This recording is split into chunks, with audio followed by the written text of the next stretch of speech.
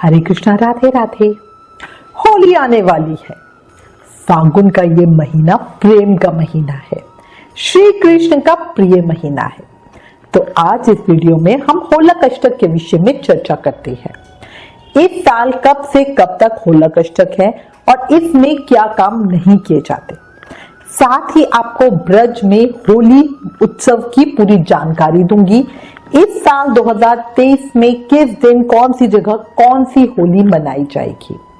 अच्छा, कौन सी होली सुनकर कई भक्तों को लगेगा कि भाई होली कौन सी होती है, तो बहुत तरीके की होली है, वो मैं आपको बताऊंगी। हिंदू धर्म में होली के त्योहार को प्रमुख त्योहार माना गया है। ये 5 दिन का पर्व होता है। पहले फागुन माह की पूर्णिमा की रात को होलिका दहन होता है, फिर उसके अगले दिन रंगों वाली होली खेली जाती है और फिर 5वें दिन रंग पंचमी का पर्व मनाया जाता है। लेकिन इस सब के पहले 8 दिन के होलक अष्टक लगते हैं। फागुन मास के शुक्ल पक्ष की अष्टमी से लेके होलिका दहन की का जो ये समय होता है, इसे शास्त्रों में होलक अष्टक कहा गया है। होलक अष्टक शब्द 2 शब्दों से मिलकर बना है, होली और 8, मतलब 8 दिन का पर्व। होलक अष्टक फागुन माह के शुक्ल पक्ष की अष्टमी तिथि से शुरू होते हैं और फागुन पूर्णिमा को होलिका दहन के साथ खत्म होते हैं। साल 2023 में होलक अष्टक 27 फरवरी से शुरू हो रहे हैं और 7 मार्च 2023 मंगलवार को होलिका दहन के साथ खत्म होंगे। इसके बाद अगले दिन 8 मार्च 2023 को रंग होली या धुलंडी मनाई जाएगी। होला अष्टक को हिंदू धर्म और ज्योतिष में अशुभ माना गया है। इसके पीछे ग्रहों की अशुभ स्थिति जो होती है और कुछ पौराणिक कथाएं भी बताई गई हैं। ज्योतिष शास्त्र के अनुसार फागुन माह की पूर्णिमा से पहले के 8 दिन लगभग सभी जो ग्रह होते हैं वो अस्त और रुद्र मतलब गुस्से वाली अवस्था में होते हैं। यानी ये ग्रह इस समय अस्त रहकर अशुभ फल देते हैं। इस अवधि में ग्रह उग्र स्वभाव के बड़े गुस्से वाले हो जाते हैं। ऐसे में इस दौरान किया गया कोई भी शुभ काम जो होता है ना, वो हमें जीवन में अशुभ फल ही देता है। साथ ही कलह, हानि और बीमारियां बढ़ जाती है। देखो, होलक अष्टक के इन दिनों को जले फूके दिन कहा जाता है। इस समय में हमें कोई भी शुभ काम नहीं करना चाहिए। होला अष्टक में कभी भी विवाह, मुंडन, नामकरण, सगाई, रोका करना, जो 16 संस्कार होते हैं उन्हें बिल्कुल नहीं करना चाहिए। होलक अष्टक के 8 दिनों में हवन नहीं करना चाहिए। होलक अष्टक की अवधि में घर, गहने, कोई बाइक, स्कूटर या गाड़ी वाड़ी खरीदनी हो, वाहन खरीदना, उसको नहीं करना चाहिए।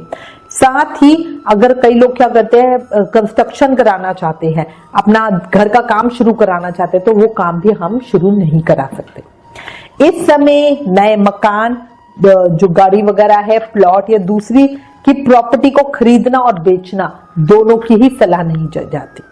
होलक अष्टक के समय कुछ भी खरीदना या बेचना शुभ नहीं माना जाता और बिलीव मी, इसके जो रिजल्ट्स है ना, वो आप बाद में भुगतते हो। अच्छा, जो ये समय 8 दिन का है, इसमें अपनी जॉब भी चेंज नहीं करनी चाहिए। मतलब आप ये सोचो कि भाई मैं कोई पुरानी जॉब पे हो और भाई महीना पलट रहा है तो अब मैं न्यू जॉब स्टार्ट कर लूं 1 मार्च से, तो आप नहीं कर सकते हो, क्योंकि 27 से हमारे होलक अष्टक लग रहे हैं। आप अब इसके बाद ही कर सकते हो। अगर नई नौकरी आपको ज्वाइन करनी है तो उसे होलक अष्टक के पहले या बाद में ही करें। ये भी कहा जाता है कि होलक अष्टक के समय में कोई भी नया बिजनेस शुरू नहीं करना चाहिए, या अगर आप इन्वेस्टमेंट करना चाहते हो, कुछ शेयर खरीदना चाहते हो या कुछ और करना चाहते हो, तो वो भी इस समय में नहीं करनी। अच्छा, एक और इम्पोर्टेंट चीज, नए बिजनेस की शुरुआत के लिए भी ये समय बिल्कुल अच्छा नहीं माना गया।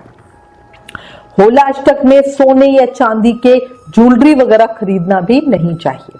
आप होलक अष्टक से पहले या बाद में इन्हें खरीद सकते हो। देखो, ज्योतिष के अनुसार होलक अष्टक के समय देवी देवताओं की पूजा पाठ करना शुभ माना गया है। इस अवधि में भगवान विष्णु की उपासना करने से सभी तकलीफें दूर हो जाती है।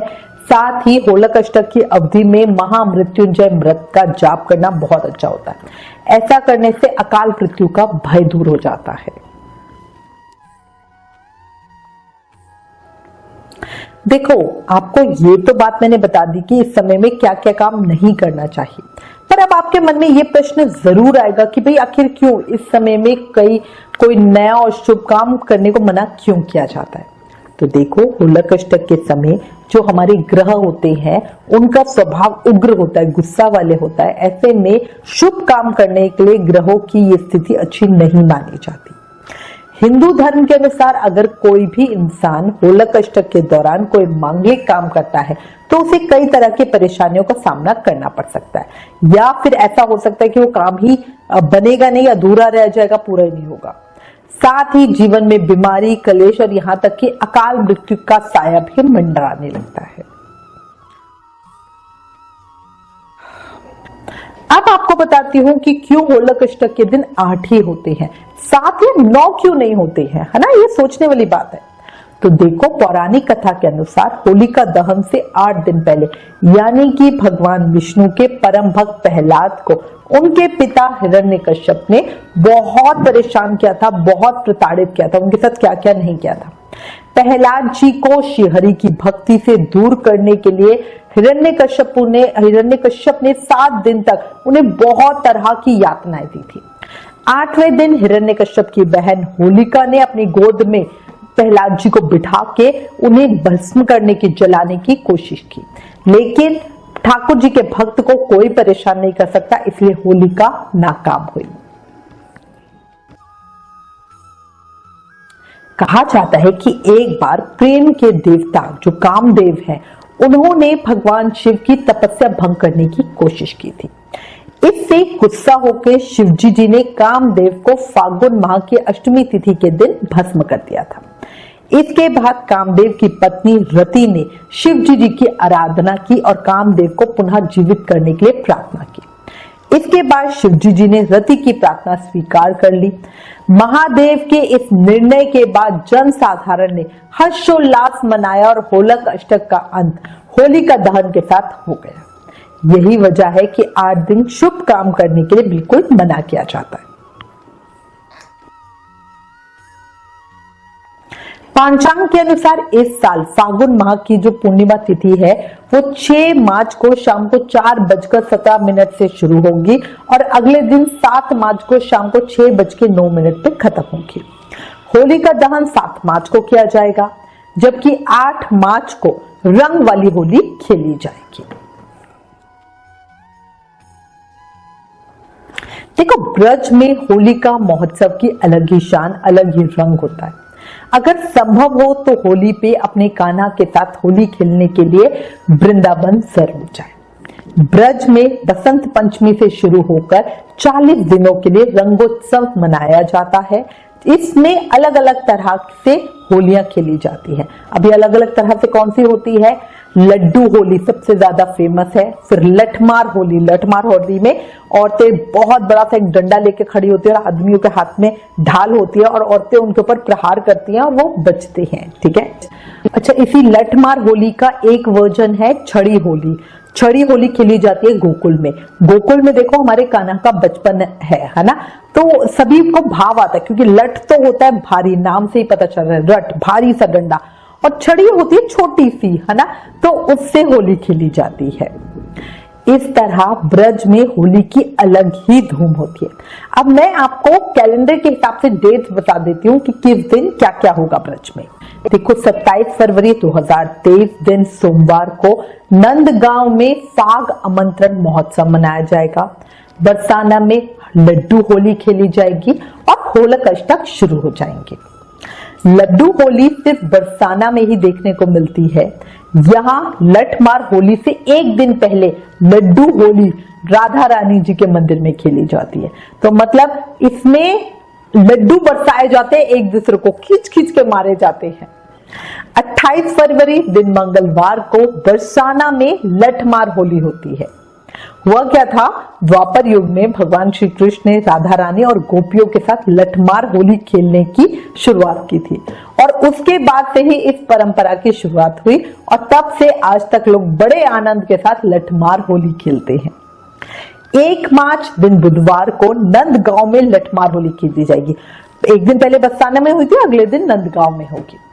3 मार्च शुक्रवार को रंग भरी एकादशी है। इस पर 3 मार्च को वृंदावन में जो बांके बिहारी जी मंदिर है वहां ठाकुर जी अपने भक्तों के साथ होली खेलेंगे।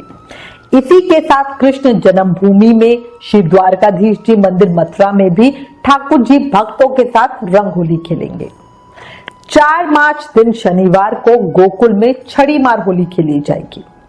जहां बरसाना और नंदगांव में लठमार होली खेली जाती है बड़े बड़े लठों से, वहीं गोकुल में छड़ी होली होती है जिसपे पतली डंडी से खेली जाती है। गोकुल में भगवान कृष्ण बाल स्वरूप में थे, इसलिए ही होली खेलते हुए छड़ी का प्रयोग किया जाता है। 7 मार्च मंगलवार होलिका दहन यानी छोटी होली का दिन। 8 मार्च दिन बुधवार ये होली उत्सव का धुलंडी का उत्सव होगा। 9 मार्च वीरवार नंदगांव, जाप और दाऊजी में हुरंगा होगा। दाऊजी का हुरंगा होली यानी भगवान श्री कृष्ण के बड़े भाई बलदेव पर केंद्रित है। दाऊजी उन्हीं को बोला जाता था। दाऊजी का हुरंगा दाऊजी मंदिर में आयोजित किया जाता है। 12 मार्च 2023 रंग पंचमी पर रंगनाथ जी के मंदिर में होली खेली जाती है। रंग पंचमी पर 40 दिन का जो रंगोत्सव होता है वो खत्म हो जाता है। इसी के साथ मैं उम्मीद करती हूँ इस वीडियो में दी गई जानकारी आपके लिए उपयोगी होगी। इससे रिलेटेड अगर आपके पास कोई भी कमेंट्स या सजेशन है तो प्लीज हमें लिखें। ज्ञान बांटने से बढ़ता है, इसलिए इस वीडियो को ज्यादा से ज्यादा शेयर करें। आप हमें फेसबुक और इंस्टाग्राम पे भी जरूर फॉलो करें। Please like, share and subscribe. Thank you. Hare Krishna.